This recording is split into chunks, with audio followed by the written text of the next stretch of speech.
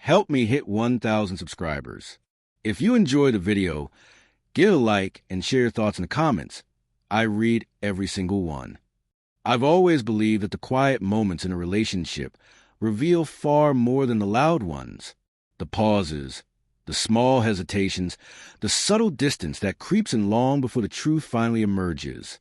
Looking back, the signs were always there. I just refused to see them. I didn't want to admit that something I had built with love was slowly unraveling in silence. My name is Daniel. I'm 36, work in IT, pay my bills on time, and try to be genuine in everything I do. Emily, my wife, used to appreciate that about me, my reliability, my calm demeanor. I thought those traits were what made our marriage strong. But somewhere along the way, my steadiness became predictable, my calmness seemed dull. Still, nothing could prepare me for that night. It was a Friday, one of those rare evenings when we were both free, so we decided to have dinner at a small restaurant downtown. Neutral ground, I suppose. A place with warm lighting, soft music, and an unspoken promise that everything's okay, even when it isn't. I was already seated, scrolling through emails when she arrived. She looked different, not worse, just different. More effort than usual for a casual dinner. Hair perfectly styled, makeup sharper, a dress slightly bolder. My chest tightened, but I smiled anyway.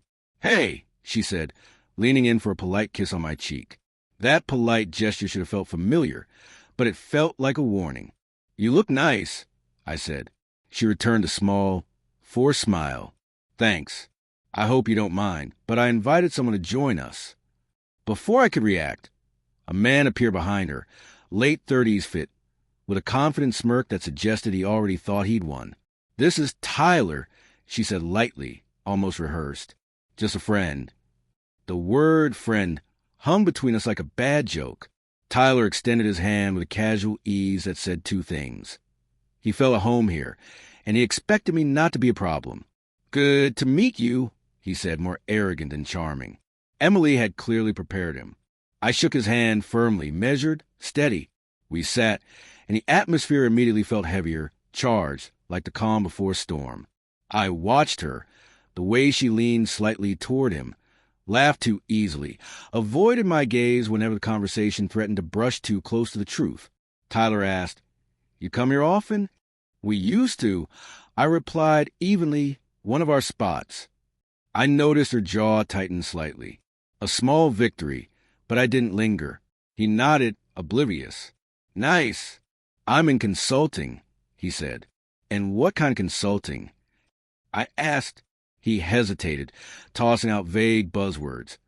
Business growth, efficiency, scaling. Polished phrases, no substance. Exactly the kind of man who relies on charm over reality. I stayed calm. Dinner continued. Tyler dominated, shaping the narrative to his liking. Emily poked at her food, watching us, waiting for a reaction, expecting jealousy or insecurity. But I didn't play the part. The more I observed, the clearer it became. Tyler wasn't here by chance. He had been carefully placed, presented, tested, and I wasn't going to perform for him. When he offered a third smug smile, I leaned back and said simply, "Tyler, does your wife know you're here tonight?" Emily froze. Tyler stiffened. Suddenly, the energy at the table shifted. Emily's panic and confusion flashed across her face. She hadn't anticipated this. He faltered, his confidence cracking. People show their true colors when caught off guard. I thought as I watched him unravel. "My wife," he repeated, awkwardly. Too casual, too forced. "I'm not married," he stammered. I nodded slowly. "Interesting." His eyes flicked to his hand, revealing a faint ring tan. Emily's disbelief was immediate.